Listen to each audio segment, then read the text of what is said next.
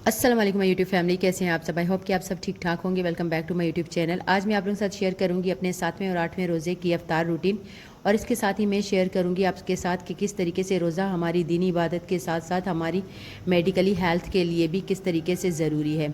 तो चलिए स्टार्ट करते हैं अपना आज का व्लॉग। यहाँ पे मैंने फ्रूट चाट में बना रही थी, तो इसके लिए मैंने सारे जो फ्रूट्स थे वो इन्हें वॉश करके रख दिए थे। अब इनकी मैं कटिंग कर रही हूँ। जिस तरीके से हम फ्रूट चाट बनाते हैं वैसे ही इसमें सबसे मेन जो चीज़ें होती हैं, वैसे तो जितना भी इसमें फ्रूट डालें उतनी ज़्यादा फ्रूट चाट अच्छी होती है, यानी जितना गुड़ डालेंगे उतना मीठा। लेकिन कम चीज़ों के साथ भी हम बना सकते हैं। जैसे आजकल फ्रूट इतना महंगा है, तो फिर इसमें मैंने सेब डाला था और केले और अमरूद, और इसके साथ ही ऑरेंज और तरबूज के साथ मैंने खरबूजे के साथ बनाया था। खरबूजे के बगैर तो फ्रूट चाट में जान ही नहीं आती। यहाँ सारी चीज़ें मैंने कट कर ली थी। और केले तो आजकल इतने अच्छे भी नहीं आ रहे, बिल्कुल ही मतलब अजीब सा उनका टेस्ट था। देखने में भी इतने अनफ्रेश से थे और टेस्ट भी इनका इतना अच्छा नहीं था। अब फ्रूट चाट जो है वो काली ना हो जाए, तो इसके लिए यहाँ पे मैंने शुगर जो है वो पहले से ही पाउडर बना के रख दी थी, तो उसके मैं 2 टेबल स्पून इसमें ऐड कर दूँगी। इससे ये होता है कि हमारे जो फ्रूट है वो काले नहीं पड़ते। थोड़ा सा लेमन जूस भी इसमें ऐड कर दें तो फ्रूट हमारे इससे काले नहीं होते और फ्रेश रहते हैं। साथ ही ये जो ऑरेंज थे वो भी मैं कट करके उनके बीज निकाल के वो भी इसमें ऐड कर देती हूँ। इससे बहुत मज़े की और जूसी सी हमारी फ्रूट चाट रेडी होती है। मुझे क्रीम चाट से ज़्यादा ये जो फ्रूट चाट सादा होती है वो ज़्यादा अच्छी लगती है। अब इस पर मैं थोड़ा सा चाट मसाला डाल दूँगी। इतना ज़्यादा नहीं ऐड करती क्योंकि फिर बच्चों को भी खाना होता है, तो मैं थोड़ा सा ही ऐड करती हूँ, और जिसको फिर ज़्यादा नीड होगी तो वो खाते वक्त खुद ही ऐड कर लेगा। यहाँ पे मैंने ऑरेंज लिया था, तो इसका इस तरीके से हम इसके बीज निकाल देंगे, सेंटर में से कट कर देंगे और इसका जो है अच्छे तरीके से जूस निकालेंगे। बहुत आसानी के साथ इसका जूस इस तरीके से निकल आता है। लेकिन जब हम ये फ्रूट चाट में शामिल करेंगे तो हमने इसको स्ट्रेनर से छान लेना है, ताकि इसके जो बीज और ये जो इसका पल्प वगैरह है वो इसमें ज़्यादा ना आए। तो हम दबा दबा के इसका सारा जूस ऐड करेंगे। ऊपर से मैंने इसमें कुछ खजूरें भी ऐड कर दी थी, और लास्ट टाइम पे मैंने इसमें जो स्ट्रॉबेरीज़ थी वो भी ऐड की थी, क्योंकि उस वक्त स्ट्रॉबेरीज़ नहीं थी तो लास्ट में आई थी, वो भी मैंने कर ली थी। ये थी जी हमारी 7वें रोज़े की रूटीन। इसमें मैंने बस इसी की वीडियो रिकॉर्ड की थी। अब चले स्टार्ट करते हैं। यहाँ पे हम अपने 8वें रोज़े की अफ्तार रूटीन। यहाँ पे मैं बना रही थी कोरियन विंग्स बना रही थी। तो सबसे पहले मैंने आधा किलो विंग्स ली थी। उनमें मैंने रेड चिली पाउडर 1 टीस्पून और 1 टीस्पून मैंने गार्लिक पाउडर ऐड किया था, थोड़ी सी ब्लैक पेपर, और अपने टेस्ट के अकॉर्डिंग हम इसमें सॉल्ट ऐड करेंगे। और थोड़ा सा मैंने इसमें विनेगर ऐड किया था 1 टेबल स्पून। अब इसको मैरिनेट करके रख देंगे। जितनी देर हम इसको मैरिनेशन के लिए रखेंगे तो उसमें यह होगा कि विंग्स जो है वो हमारी अच्छे से मैरिनेट हो जाएंगी और बहुत ही इसका फ्लेवर भी जूसी सा होगा। पे मैं बना रही थी चिकन कढ़ाई। माह रमज़ान में रोज़े रखना ना सिर्फ हमारी दीनी इबादत है, बल्कि इससे हमें बहुत सारे मेडिकली फ़वाइद भी मिलते हैं। डॉक्टर्स ने और रिसर्चर्स ने साबित किया है कि रोज़ा किस तरीके से हमें बीमारियों से बचाता है। पहले 2 दिन जो हम रोज़ा रखते हैं तो ज़ाहिर हमें शुरू में बहुत ज़्यादा फ़ील होता है। पूरे दिन भूखा प्यासा रहना आसान नहीं है, और टेक्निकली रोज़ा रखने के बाद 8 घंटे तक खुराक जो हमारे जिस्म में होती है, जो हम सहरी में खाते हैं, मुकम्मल तौर पर 8 घंटे में ये हज़म हो जाती है।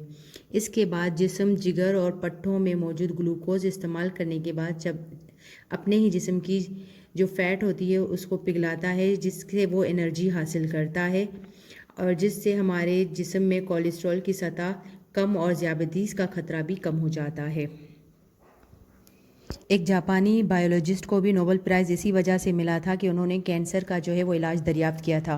उन्होंने ये दरियाफ़्त किया था कि पूरे साल में अगर हम 20 से 25 दिन रोज़े रखते हैं तो हमारे जिस्म में जो कैंसर के जो खलिए होते हैं, जो जहरीले मादे होते हैं, उनको हमारा जिस्म खाना शुरू कर देता है। इसको उन्होंने ऑटोफेजी का नाम दिया था, यानी सेल्फ ईटिंग। यानी जिस्म में जो हमारे मुर्दा सेल्स होते हैं वो रोज़ा रखने से उनको जब कुछ खाने को नहीं मिलता तो वो खुद ही इन सेल्स को खाना शुरू कर देते हैं, और ये जो हमारे सेल्स होते हैं वो ख़त्म हो जाते हैं। तो इससे बहुत हद तक कैंसर का जो है वो ख़तरा ख़त्म हो जाता है।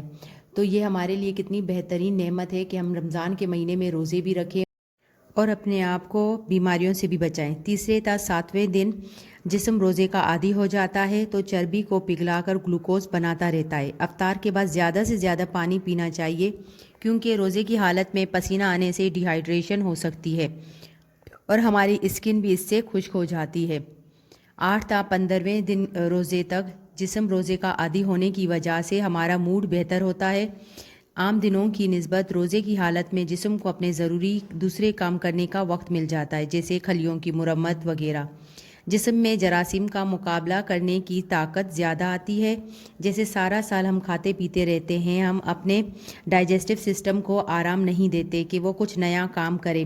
तो रोज़े में जब हम खाना पीना बंद कर देते हैं तो हमारे अज़ा को ये बहुत से ज़रूरी जो काम करने होते हैं, तो ये इसके लिए उसको वक्त मिल जाता है और वो अपने दीगर अफ़ाल सरअंजाम देता है।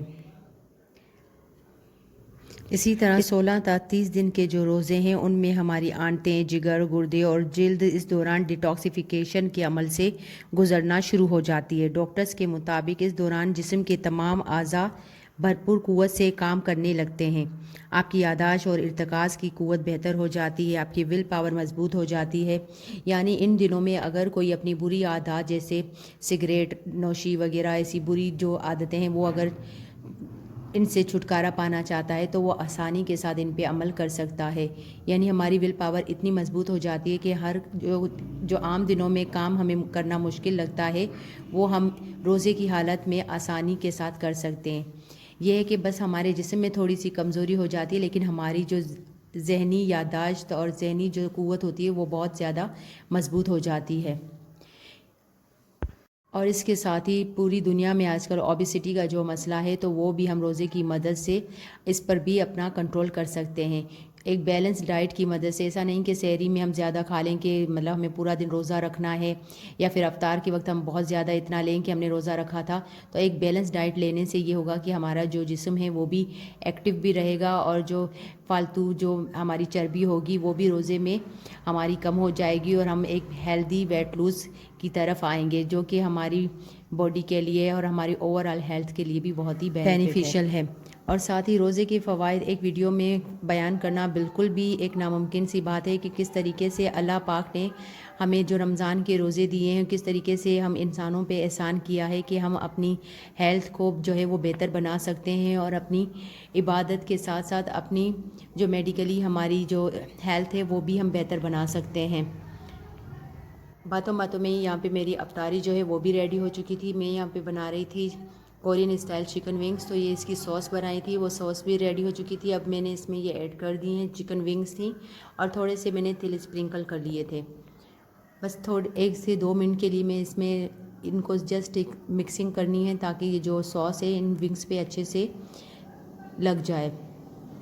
अभी हमारी विंग्स जो हैं वो रेडी हैं। आज मैंने बनाई थी ये कोरियन चिकन विंग्स बनाई थी और साथ ही मैंने चिकन कढ़ाई और फ्रूट चाट बनाई थी। ये थी जी हमारी अफ्तारी। आई होप कि आज की वीडियो आप लोगों को पसंद आई होगी। अगर पसंद आई तो इसको लाइक करें, शेयर करें और मेरे चैनल को सब्सक्राइब करना बिल्कुल मत भूलिएगा। अगर ऑलरेडी आप लोगों ने सब्सक्राइब किया हुआ है तो इसके लिए आप लोगों का बेहद शुक्रिया। मिलते हैं एक और नई वीडियो के साथ, तब तक के लिए अल्लाह हाफ़िज़।